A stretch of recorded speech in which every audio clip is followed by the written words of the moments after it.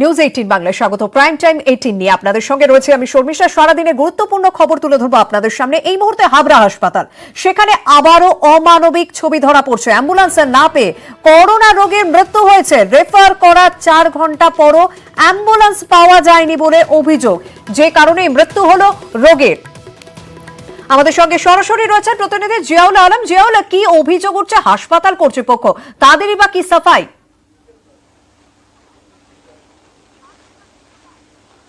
শর্মিষ্ঠা, দেখো, একেবারে হাবড়া হাসপাতালে যে ঘটনা, একেবারে অমানবিক ঘটনা। অন্যদিকে স্বাস্থ্য দপ্তরের কিন্তু যে টোল ফ্রি নাম্বার, করোনার জন্য যে টোল ফ্রি নাম্বার রয়েছে, সেই নাম্বারে কিন্তু একাধিকবার ফোন করেও কিন্তু কোনো উত্তর পাওয়া যায় না বা অ্যাম্বুলেন্স পরিষেবা পাওয়া যায় না।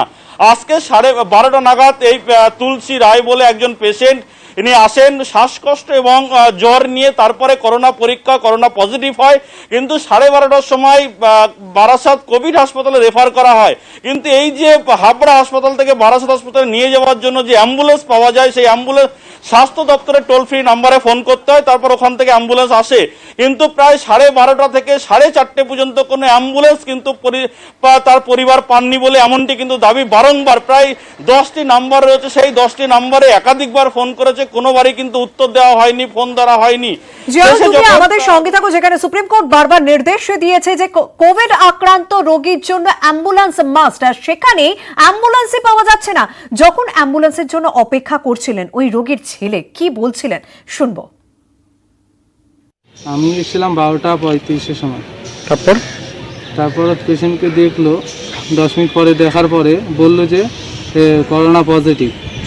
তো আমি যখন বললাম যে এনাকে ব্যবস্থা করার জায়গা দিন, বললো বাইরে একটা হেল্পলাইন নাম্বার রয়েছে 10-12টা, হেল্পলাইনের নাম্বার কল করো তারপরে পাবে। আমি প্রায় 8টা নাম্বারে কল করেছি, একটা নাম্বার পেলাম না।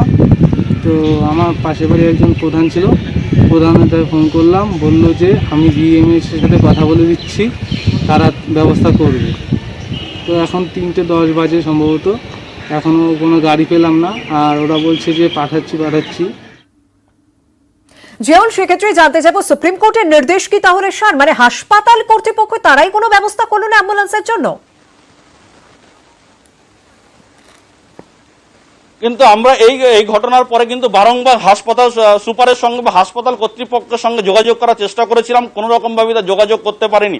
বারংবার সুপারকে বা হাসপাতাল নাম্বারে ফোন করেছে, কিন্তু ফোনে কোনো উত্তর, আমাদের কাছে কিন্তু ফোনে কোনো উত্তর পাইনি।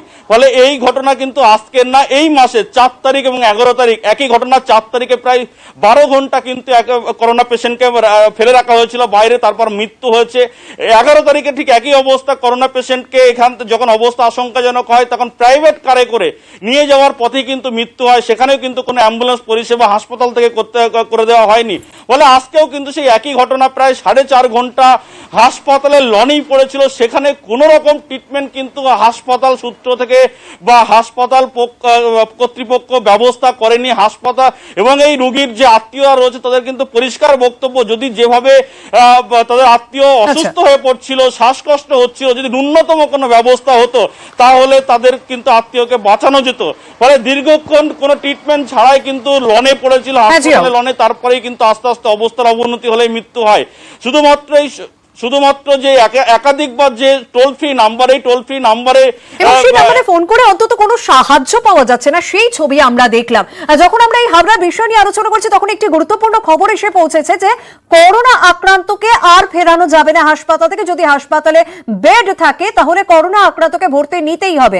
আমাদের সঙ্গে রয়েছেন প্রতিনিধি অর্ণব হাজরা। অর্ণব, কি জানানো হয়েছে? অত্যন্ত গুরুত্বপূর্ণ নির্দেশ কলকাতা হাইকোর্টের প্রধান বিচারপতি ডিভিশন বেঞ্চ একটি জনস্বার্থ মামলার প্রেক্ষিতে এই নির্দেশ দিয়েছেন, এবং এই নির্দেশে পরিষ্কার করে জানানো হয়েছে কোনো কোভিড আক্রান্ত রোগীকে কোনো হাসপাতাল, সেটা সরকারি বা বেসরকারি হাসপাতাল, তাকে ভর্তি করা থেকে বিরত থাকবে না। তাকে ভর্তি করতেই হবে যদি সেই হাসপাতালে বেড থেকে থাকে। এক্ষেত্রে কোভিড আক্রান্তের ক্ষেত্রে যদি কোভিড আক্রান্তের বেড থাকে তাকে ভর্তি নিতেই হবে। পরিষ্কার নির্দেশ দিয়েছেন জনস্বার্থ মামলার প্রধান বিচারপতি ডিভিশন বেঞ্চ। পাশাপাশি এটাও জানানো হয়েছে, বেড রয়েছে সরকারি বা বেসরকারি হাসপাতালে, অথচ কোভিড আক্রান্ত রোগী গেলেন, ভর্তি হলেন না, এই প্রমাণ যদি থেকে থাকে যারা রোগীর পরিবারের কাছে, সেক্ষেত্রে তারা অভিযোগ জানাবেন স্বাস্থ্য কমিশনে, এবং স্বাস্থ্য কমিশনকে সম্পূর্ণ ক্ষমতা দেওয়া হয়েছে প্রধান বিচারপতির নির্দেশের পর যে এক্ষেত্রে যদি দেখা যায় গাফিলতি রয়েছে, আচ্ছা। সম্পূর্ণ আইনানুগ পদক্ষেপ নিতে হবে সেই সরকারি বা বেসরকারি হাসপাতালের বিরুদ্ধে। কাজে এই কোভিড আক্রান্তদের ফিরিয়ে দেওয়া নিয়ে একাধিকবার অভিযোগ আসছিল। এই নিয়ে কলকাতা হাইকোর্টের একটা অত্যন্ত গুরুত্বপূর্ণ নির্দেশ বলছেন আইনজীবীদের অধিকাংশই। ধন্যবাদ অর্ণব। দিনের পর দিন সংক্রমণের সংখ্যা বেড়েই চলেছে। এই মুহূর্তে যা জানা যাচ্ছে, দিল্লিবাসীর শরীরে অ্যান্টিবডি তৈরি হয়েছে এবং যা 1/3 মানুষের শরীরে তৈরি হয়েছে। আমাদের সঙ্গে রয়েছেন প্রতিনিধি কৌশিক দাশগুপ্ত। কৌশিক, কি বলা হয়েছে এই সার্ভেতে? সার্ভে থেকে যেটা উঠে আসছে সেটা কিন্তু অত্যন্ত তাৎপর্যপূর্ণ একটা বিষয়, কারণ দিল্লিতে প্রায় 2 কোটি দিল্লির জনসংখ্যা, সেখানে দেখা যাচ্ছে সেরো সার্ভেতে 66 লক্ষ মানুষেরই শরীরে অ্যান্টিবডি তৈরি হয়েছে, করোনার অ্যান্টিবডি, অর্থাৎ প্রায় 33% মানুষের শরীরে অ্যান্টিবডি তৈরি হয়েছে। এটা হচ্ছে থার্ড ফেজের একটা সমীক্ষা করে দেখা গেছে। এই সেকেন্ড ফেজের সমীক্ষায় যেটা দেখা গেছিল যে 29.1% মানুষের শরীরে অ্যান্টিবডি তৈরি হয়েছে, সেটা হচ্ছে অগাস্টের প্রথম সপ্তাহে। আর এই মাঝামাঝি এসে সেটাই বেড়ে দাঁড়ালো 33%। এতেই বিশেষজ্ঞ এবং চিকিৎসক মহল যেটা আশা করছে যে তাহলে কি এই সমীক্ষার ফল দেখে যে তাহলে কি দিল্লি হার্ড ইমিউনিটির পথে যাচ্ছে, অর্থাৎ গোষ্ঠী প্রতিরোধ ক্ষমতা কি তৈরি হচ্ছে দিল্লিতে। ধন্যবাদ কৌশিক। নজর রাখবো পরের খবরের দিকে। সুশান্তের মৃত্যু তদন্তে নেবে মাদক যোগ পেয়েছিল এনসিবি এবং তারপর সেই নিয়ে তদন্ত হয়। অনেকে প্রশ্ন করেছিলেন যে সুশান্ত মৃত্যু তদন্ত তাহলে কোথায় যাবে। তবে এই মুহূর্তে যা খবর রয়েছে, খুন হয়েছেন সুশান্ত, সেই বিষয়টি কিন্তু এবার খতিয়ে দেখছে সিবিআই। কিভাবে তারা তদন্ত করে দেখছে জানবো। আমাদের সঙ্গে রয়েছেন প্রতিনিধি সোমনাথ ভট্টাচার্য। সোমনাথ, কোন পথে তদন্ত প্রক্রিয়া এগোচ্ছে সিবিআই এর? দেখো, সিবিআই কিন্তু তদন্তের নিয়ম মেনেই তদন্ত চালিয়ে যাচ্ছে। বেশ কিছুদিন তদন্তের দায়িত্ব নেওয়ার পর থেকেই তারা খতিয়ে দেখছিল, বিভিন্ন পারিপার্শ্বিক প্রমাণ খতিয়ে দেখছিল। এবার তারা যেটা শুরু করছে যে হোমিসাইড, অর্থাৎ খুন করা হয়েছে কিনা সেই অ্যাঙ্গেলটি খতিয়ে দেখার কাজ শুরু হচ্ছে। এবং পরবর্তী সপ্তাহে, আগামী সপ্তাহে এই জন্য এইমসের চিকিৎসকদের সঙ্গে বৈঠক রয়েছে সিবিআই এর। জানিয়ে রাখি যে এই এইমসের চিকিৎসক যারা একটি টিম তৈরি করেছেন, তারা কিন্তু মূলত যে ময়নাতদন্ত হয়েছিল সেই ময়নাতদন্ত রিপোর্ট খতিয়ে দেখছেন এবং তারপরেই সেই ময়নাতদন্তে কি পাওয়া গেল সেই নিয়ে কিন্তু এই আলোচনা হবে বলে মনে করা হচ্ছে। ধন্যবাদ সোমনাথ। এদিকে সুশান্তের মৃত্যুর সঠিক তদন্ত হোক এই বিষয়ে, এই দাবিতে যিনি প্রথম থেকেই সরব ছিলেন কঙ্গনা রানাওয়াত, তার সঙ্গে প্রায় প্রত্যেক দিনই আমরা দেখছিলাম মহারাষ্ট্র সরকারের একটি সংঘাত হয়, তারপর এক একজন অভিনেতার সঙ্গে তার সংঘাত লেগেই রয়েছে। আমরা জয় বচ্চনের উদাহরণ দেখেছি সেখানে। এবার উর্মিলা মাতোন্ডকর, উর্মিলাকে নিয়ে কঙ্গনা রানাওয়াতের মন্তব্য ঘিরে বিতর্ক তৈরি হয়েছে। আমাদের সঙ্গে রয়েছেন প্রতিনিধি অতনু সাপুই। অতনু, শর্মিষ্ঠা, এর আগে ঠিক যেমন তুমি বললে জয়া বচ্চন গতকাল যখন সংসদে তার বক্তব্য পেশ করেছিলেন, সে নিয়ে কঙ্গনা রানাওয়াত টুইট করেছিলেন, বলেছিলেন তিনি প্রথম বলিউডে ফেমিনিজম নিয়ে এসেছেন, তিনি প্রথম বলিউডে দেশভক্তি, দেশাত্মবোধ নিয়ে এসেছেন, তার জন্য কেউ থালা সাজিয়ে দেয়নি, নিজের থালা নিজে তৈরি করে রেখেছিলেন। এখানেই প্রশ্ন হচ্ছে, যখন তিনি ফেমিনিজমের কথা বলছেন তার ঠিক পরেই কি করে তিনি একজন অভিনেতাকে সফট পর্ন স্টার বলেন? উর্মিলা মাতোন্ডকর সম্পর্কে বলতে গিয়ে একটি সর্বভারতীয় সংবাদ মাধ্যমে গতকাল কঙ্গনা রানাওয়াত বলেন, অভিনয়ের জন্য কি উর্মিলা মাতোন্ডকরকে কেউ মনে রেখেছে? উর্মিলা মাতোন্ডকরকে লোকে মনে রেখেছে একজন সফট পর্ন স্টার হিসেবে। এখানেই নেট দুনিয়া তোলপাড় হয়ে গিয়েছে। কি করে একজন মানুষ একই দিনে একবার ফেমিনিজমের কথা বলতে পারেন, আবার একবার বলতে পারেন একজন সহ অভিনেতাকে সফট পর্ন স্টার? উর্মিলা মাতোন্ডকরকে কেন বলেছেন কঙ্গনা রানাওয়াত? সবচেয়ে সহজ বিষয়, উর্মিলা মাতোন্ডকরকে টার্গেট করা হলো। তার কারণ উর্মিলা মাতোন্ডকর তার আগের দিনই কঙ্গনা রানাওয়াতকে বলেছিলেন যে যদি ড্রাগ নিয়ে, মাদক নিয়ে কথা বলতে হয় তাহলে আগে হিমাচল প্রদেশ মানে কঙ্গনা রানাওয়াতের নিজের রাজ্য নিয়ে বলতে হবে, কারণ সেখান থেকেই মাদক আসে। সেই জন্য এবার টার্গেট কঙ্গনা রানাওয়াত টার্গেট করলেন উর্মিলা মাতোন্ডকরকে, এবং জানিয়ে এই মুহূর্তে তোলপাড় নেট দুনিয়া। শর্মিষ্ঠা, ধন্যবাদ অতনু।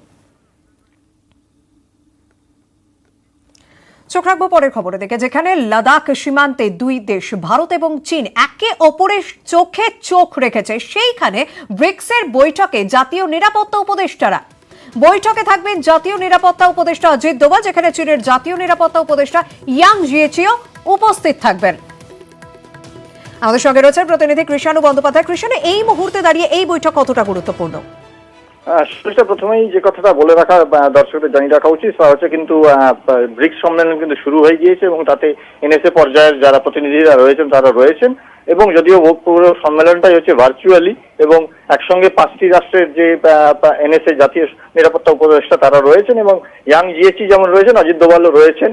এই বৈঠকের গুরুত্ব এই জায়গাতেই যে হয়তো সমান মানে সরাসরি উঠবে না, কিন্তু অন্যভাবে হয়তো ভারত চীন যে সীমান্ত উত্তেজনা রয়েছে তা হয়তো উঠতে চাইবে এবং উঠবে, এবং সে প্রসঙ্গে ব্রিক্স রাষ্ট্রের যারা প্রতিনিধি তারা কথা বলবেন, কারণ এই মুহূর্তে ভারত আর চীনের বিশেষত লাদাখ সীমান্তে যে উত্তেজনার আবহ রয়েছে সারা বিশ্বই তা নিয়ে শঙ্কিত, এবং বিশেষত মস্কো রাশিয়া অত্যন্ত বেশি উদ্যোগ নিচ্ছে যাতে এই উত্তেজনা কমে এবং উত্তেজনার অবসান ঘটে। ফলে এই সম্মেলনে সরাসরি কোনো কথা হবে না ইয়াং জিয়েচি আর অজিত দোভালের মধ্যে, তবে এই প্রসঙ্গ উঠতে পারে। ধন্যবাদ কৃষ্ণানু।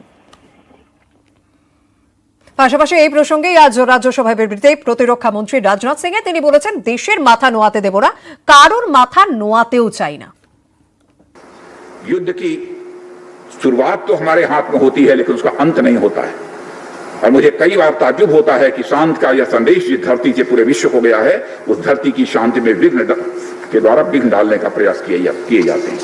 सदन के माध्यम से मैं हमारे 130 करोड़ देशवासियों को आश्वस्त करना चाहता हूं कि हम देश का मस्तक झुकने नहीं देंगे, न ही हम किसी का मस्तक झुकाना चाहते हैं। কার্গিল যুদ্ধে কামাল করেছিল, লাদাখেও মোতায়েন রয়েছে বোফোর্স, লেতে সেনা শিবিরে চলছে জরুরি মেরামতির কাজ। कारगिल की लड़ाई को जिताने में इन्हीं बफोर्स तोपों का बहुत बड़ा हाथ था, और इस वक्त ये बफोर्स तोपें तैनात हैं LAC पर, जहां पे वो सीधे तौर पर चीन को मुंह की खिलाने के लिए तैयार हैं।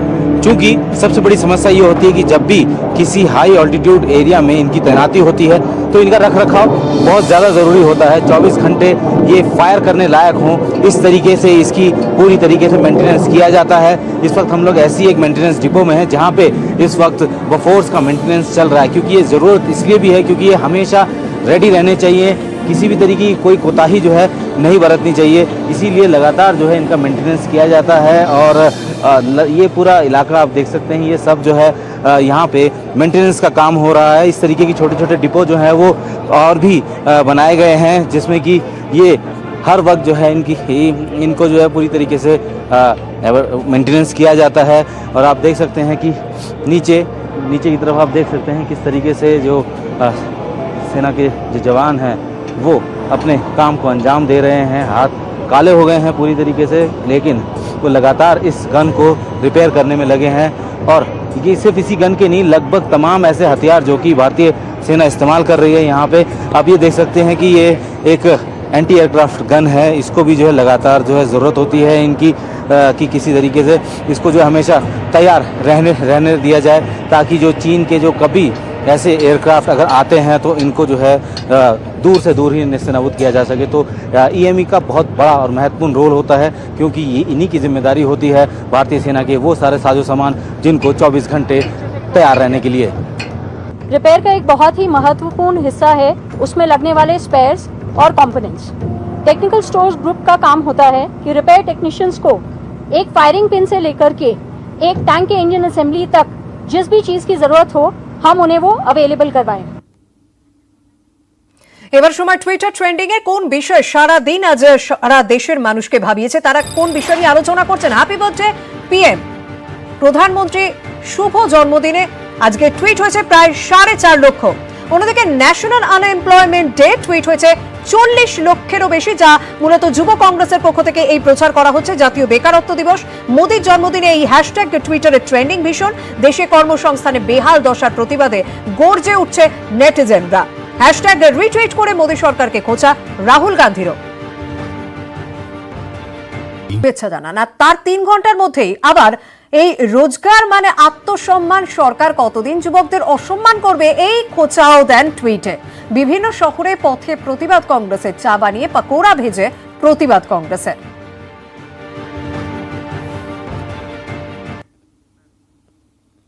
এদিকে বিশ্বকর্মা পুজোয় শুভেচ্ছা বার্তা প্রধানমন্ত্রী। শ্রমিকরা বিশ্বকর্মা, বললেন কাজেই তাদের কাছে পুজো। আজকের দিনটা তাঁদের, যাদের সৃষ্টি মানবতাকে সমৃদ্ধ করে চলেছে, আজকের দিনটা তাঁদের। বিশ্বকর্মা পুজোয় ভিডিও পোস্ট করে প্রধানমন্ত্রীর বার্তা। आज विश्वकर्मा जयंती है। विश्वकर्मा यानी जो औजार से, हाथ से, अपने दिमाग से पसीना बहा करके काम करते हैं। ईंटा रखता है, चूना रखता है, वो विश्वकर्मा है। कोई पाइप फिट करता है विश्वकर्मा है, कोई बिजली के तार लगाता है वो विश्वकर्मा है, कोई रोड बनाता है वो विश्वकर्मा है, कोई स्कूल के সামনে 21-এর ভোট, প্রত্যেকটি রাজনৈতিক দলের মধ্যে যেমন প্রস্তুতি শুরু হয়ে গিয়েছে, তেমনই দেখলাম আজকে সেই ভোটের ময়দানে নেমে পড়লেন রাজ্যপালও। তিনি নিরপেক্ষ এবং অবাধ ভোটের প্রতিশ্রুতি দিলেন। পশ্চিমবঙ্গ এতদিন কলঙ্কিত নির্বাচন দেখেছে, এবার প্রথম নির্ভয়ে নির্বাচন হবে। সাংবাদিক বৈঠকে বিস্ফোরক রাজ্যপাল। জগদীপ ধনখড়ের পাশে রাজ্য বিজেপি, পাল্টা সরব তৃণমূল। যেদিন বাজলো পুজোর ঘণ্টা সেদিনই ভোটের ঢাকে কাঠি। আসরে এবার রাজ্যপাল, মহালয়ার দিন তার গলায় অবাধ ভোটের প্রতিশ্রুতি। मेरा वचन है कि हर हाल में, हर परिस्थिति में चुनाव निष्पक्ष होंगे। রাজনৈতিক মহলের ধারণা পুজোর পরেই শুরু হয়ে যাবে ভোট তৎপরতা। রাজ্যপাল অবশ্য পুজোর আগেই ভোটের দামামা বাজিয়ে দিলেন। पुलिस को राजनीतिक कार्यकर्ता के रूप से काम नहीं करने दिया जाएगा। मैंने मेरी चिंता राज्य के डीजीपी को जताई है, उनका मेरे पास जवाब आया है। उस जवाब से मैं चिंतित हूं। ऐसी माकूल व्यवस्था होगी कि पश्चिम बंगाल पहली बार निर्भीक चुनाव देखेगा, निष्पक्ष चुनाव देखेगा। রাজ্যপালের ভোট বার্তায় রাজ্য রাজনীতি গরম। আসলে নির্বাচন কমিশন রাজ্যপালের আন্ডারে কাজ করে না। নির্বাচন কমিশন একটা আলাদা অটোনমাস বডি। এখানে রাজ্যপালের কোনো কৃতিত্ব নেই, কোনো অংশগ্রহণও নেই। যে কোনো গণতান্ত্রিক মানুষের এটাই তারা চায় যে মানুষ সুষ্ঠুভাবে নিজের ভোটাধিকার প্রয়োগ করে। নির্বাচন কমিশন রাষ্ট্রপতির কাছে দায়বদ্ধ। রাজ্যপাল সেই রাষ্ট্রপতির প্রতিনিধি হয়ে এ রাজ্যে। তাঁর সাংবিধানিক ক্ষমতার কথা মনে করিয়ে দিতেই কি জগদীপ ধনখড়ের এদিনের বার্তা? প্রশ্ন রাজনৈতিক মহলে। এর আগে নানা ইস্যুতে রাজ্যপাল রাজ্য প্রশাসন সংঘাত চরমে উঠেছে। এবার সংঘাতের অভিমুখ 21-এর বিধানসভা ভোট।